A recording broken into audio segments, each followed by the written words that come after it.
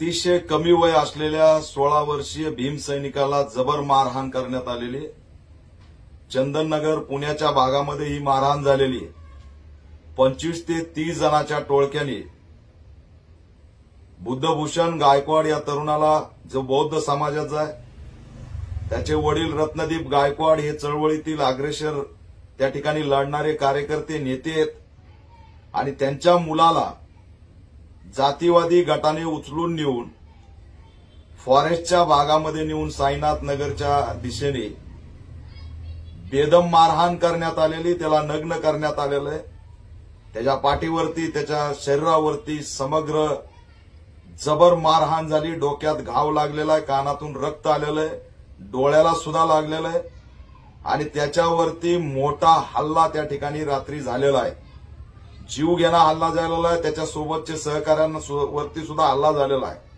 ही घटना अतिशय गंभीर आहे, याची दखल गृहमंत्र्यांनी घ्यावी, इथल्या पोलीस आयुक्तांनी घ्यावी आणि सर्व आरोपींना तात्काळ अटक करावे।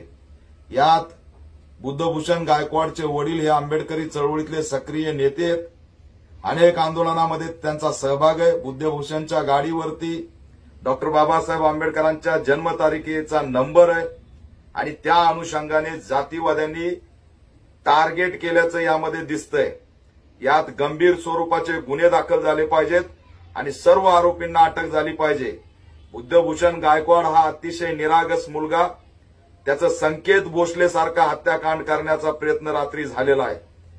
अशा पद्धतीने दलित तरुणांना घेरून मारण्याचा प्रकार महाराष्ट्रामध्ये वाढलेले आहेत। संकेत भोसलेनंतर बुद्धभूषण गायकवाडला टार्गेट करण्यात आलेलं आहे। तो गंभीर जखमी आहे। पोलिसांनी, गृह विभागाने, राज्य सरकारने तात्काळ दखल घेऊन यातील आरोपींना अटक करावी। मी तात्काळ या पीडिताला भेटणार आहे आणि या ठिकाणी राज्यव्यापी आंदोलन सुद्धा आम्ही छेडणार आहेत। किती दिवस आमच्या तरुणांच्या अशा पद्धतीने त्यांना नग्न करून मारहाणीचे प्रकार आम्ही बघत बसायचा, हा आज आमच्या पुढे प्रश्न निर्माण झालेला आहे। त्याच्यामुळे आमच्या तरुणांना जाणीवपूर्वक या ठिकाणी टार्गेट केलं जातंय। कोयते, काट्या या अशा शस्त्रांनी त्याला मारहाण करण्यात आलेली आहे आणि त्याला अक्षरशः उघडं करून मारहाण करण्यात आलेली आहे। त्यामुळे यात पीडित कुटुंब आणि सगळेच भयभीत झालेले आहेत। पोलिसांनी पीडितांना संरक्षण दिलं पाहिजे, आरोपींना तात्काळ अटक केलं पाहिजे। यात अॅट्रॉसिटी ऍक्ट अंतर्गत गुन्हा दाखल झाला पाहिजे।